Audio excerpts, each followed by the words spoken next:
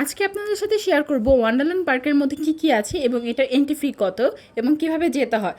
আজকে ঈদের দ্বিতীয় দিন, তো আমি যাবো আজকে ওয়ান্ডারল্যান্ড পার্কে আমার মামাতো বোন এবং তার হাজব্যান্ডের সাথে। বিকাল হওয়ার সাথে সাথে আমরা 5টা নাগাদ রওনা দিয়ে দিলাম ওয়ান্ডারল্যান্ড পার্কের উদ্দেশ্যে। তো আমার কোলে হচ্ছে আমার মামাতো বোনের ছোট বাবু, তো সে হচ্ছে কোলে নেওয়া মাত্রই ঘুমিয়ে পড়েছে। আমরা নতুন বাজার নেমে এবং সেখান থেকে আরেকটা অটো নিয়ে ডাইরেক্ট ওয়ান্ডারল্যান্ড পার্কে গিয়েছিলাম। 30 টাকা ওইখান থেকে গাড়ি ভাড়া নেয়। আমার মামাতো বোনের বাবুটা তখনও ঘুমাচ্ছিল, কারণ বাচ্চাদের অভ্যাসে এটা। তো আমরা যাচ্ছিলাম, যাওয়ার পথে দেখলাম আশেপাশের যে গরু হাট ছিল, তখন তো আসতে পারিনি। তো এখন দেখলাম ওয়ান্ডারল্যান্ড পার্ক এবং ইউআইইউ ইউনিভার্সিটির সামনে হচ্ছে এই মসজিদটা। মাশাআল্লাহ এত সুন্দর এই মসজিদটা। তারপর আমরা হচ্ছে ওয়ান্ডারল্যান্ড পার্কে চলে গেলাম। তারপর অটো থেকে নেমে ভিতরে ঢুকলাম এবং আশেপাশে দেখছিলাম প্রচুর ভিড়, মানুষ আসছে, কারণ ঈদের দ্বিতীয় দিন ভিড় তো থাকবেই। আর বাচ্চাদের নিয়ে এখানে অনেকে ঘুরতে আসে। মামাতো বোনের মেয়েটা ঘুম থেকে উঠে গেছে, একটা সুন্দর একটা ঘুম দিয়ে উঠেছে। এখানে আসে বেশিরভাগ বাচ্চা নিয়ে আসে, কারণ এখানে অনেক সুন্দর সুন্দর খেলার জিনিস আছে বাচ্চাদের, মানে মন একদম খুশি হয়ে যাবে। তো আমরা এখানে অপেক্ষা করছিলাম, দুলাভাই গিয়েছে টিকিট কাটতে। এখানে এন্ট্রি ফি হচ্ছে 100 করে। তো আমরা 3জন গিয়েছিলাম, 3টে টিকিট কেটেছি। এখানে যে দায়িত্বে থাকে তাকে টিকিট দেখিয়ে আমরা 3জন ভিতরে প্রবেশ করলাম এবং ভিতরে ঢুকে দেখলাম প্রচুর মানুষ গিয়েছিল, সবাই ছবি তুলছিল এবং আশেপাশে ঘুরে ঘুরে দেখছিল। তো আমরা ভিতরে গেলাম এবং ঘুরে ঘুরে দেখছিলাম।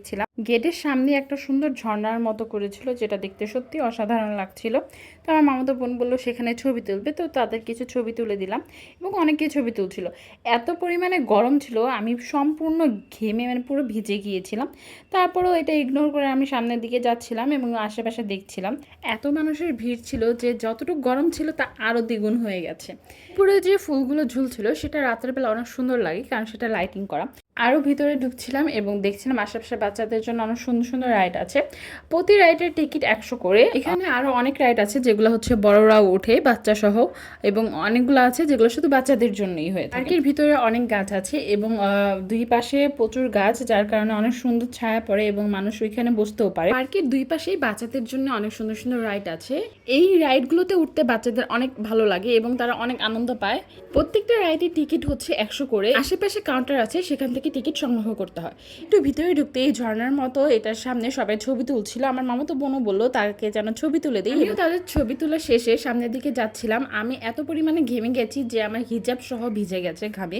এর মধ্যে আরেকটা জায়গা আছে যেটা দেখতে অনেক সুন্দর। সেই জায়গাটা হলো এই জায়গাটা। এখানে অনেক সুন্দর সুন্দর ফুল গাছ রাখা হয়েছে, যেটা আর্টিফিশিয়াল, অনেক সুন্দর লাগছিল। ভিতরে আরো অনেক রঙের ফুলের গাছ ছিল আর এইটার সামনে সবাই ছবি তুলছিল, কারণ এখানে ভিউটা অনেক সুন্দর। জায়গাটাই সুন্দর। 6টা বাজে স্নোফল হয়, মানে মেশিনের মাধ্যমে সাবান ফেনা ফালানো হয়, যেটা স্নোফলের মতো অনেক সুন্দর লাগে। যেটা সন্ধ্যা 6টার মধ্যেই দেখা যায়, এরপরে আর দেখা যায় না। আর আমরা যেতে যেতে অলমোস্ট 6:30 বেজে গেছিল, তাই আমরা আর দেখতে পাইনি। পরেও আমরা একটু দেখতে পেয়েছি, কারণ তখনও গাছে সাবান ফেনা আটকে ছিল। তো একটা উড়ে আমার হাতে এসে বসলো। সেখানে সবাই ছবি তুলছিল, তো আমি আমার মামাতো বোনকে ছবি তুলে দিলাম, আমি অনেকগুলো ছবি তুললাম।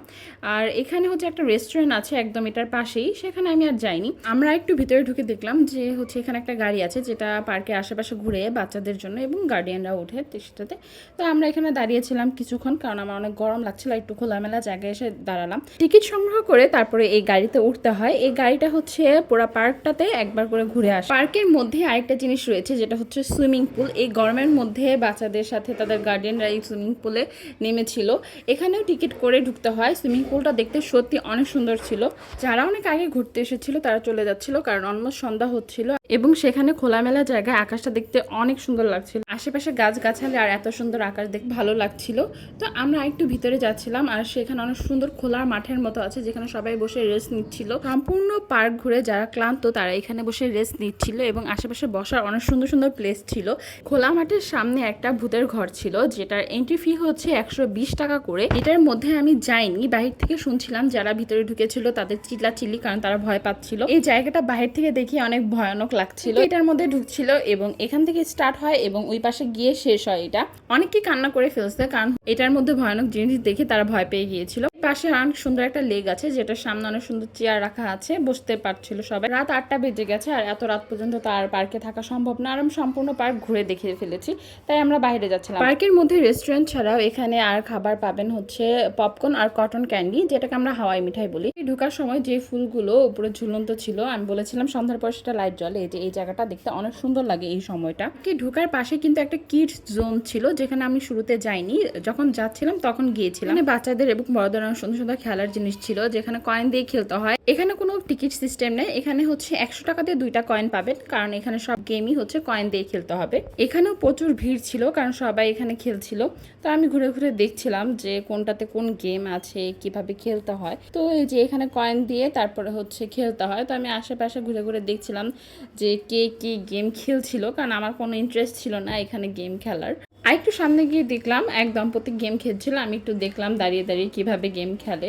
আমার অনেক ভালো লাগছিল গেম খেলার দেখতে। রাত অনেক হয়ে গিয়েছিল, তো ওখানে থাকা আর সম্ভব হচ্ছিল না, আর ছোট বাচ্চা নিয়ে এত রাত পর্যন্ত আর থাকা সম্ভব না, তাই আমরা বাইরে চলে যাচ্ছিলাম। আমরা যখন বাইরে যাচ্ছিলাম তখন একটু বাতাস ছাড়ছিল, তো আমরা ভেবেছি বৃষ্টি আসবে, তো তাই তাড়াতাড়ি যাচ্ছিলাম, কারণ বাচ্চা নিয়ে কোথায় দাঁড়াবো, কিভাবে দাঁড়াবো, কারণ আমরা পার্ক থেকে যেহেতু বাইরে চলে এসেছি, তো বাইরে তো দাঁড়ানোর তেমন কোনো প্লেস নেই। আমার মামাতো বোন বলছিল আইসক্রিম খাবে, মানে এগুলো আইসক্রিম খাবে 10 টাকা করে, তো ও 3টা নিল, যেহেতু আমরা 3জন মানুষ। আমরা 3টা এগুলো আইসক্রিম নিয়েছিলাম কারণ আমরা 3জন মানুষ আর এত গরম লাগছিল, তো আমি একটা নিলাম, দুলাভাইকে একটা দিলাম। অটো থেকে নেমেই মামাতো বোন বললো তালের শ্বাস খাবে, তো আমার দুলাভাই তাকে তালের শ্বাস কিনে দিল। একটা কিনেছিল কারণ আমি অত খাবো না, আমাকেও একটা দিল তালের শ্বাস, তো সেটা খেলাম। খেয়ে তারপরে মেরুলে আসলাম, আর মেরুলে ব্রাক ইউনিভার্সিটির পাশে অনেকগুলো রেস্টুরেন্ট আছে, তো তার মধ্যে আমরা কুডোসে গিয়েছি। কুডোসের মধ্যে ঢুকতেই তাদের ব্যবহার মাশাআল্লাহ অনেক ভালো ছিল। খাবারের মেনু সামনে দেওয়া আছে, থেকে অর্ডার করতে হয়। তো আমার দুলাভাই সেখানে অর্ডার করে দেন, আমরা এখানে বসলাম। আমরা অর্ডার করেছিলাম একটা ছোট কম্বো, কারণ আমাদের পেট ভরা ছিল।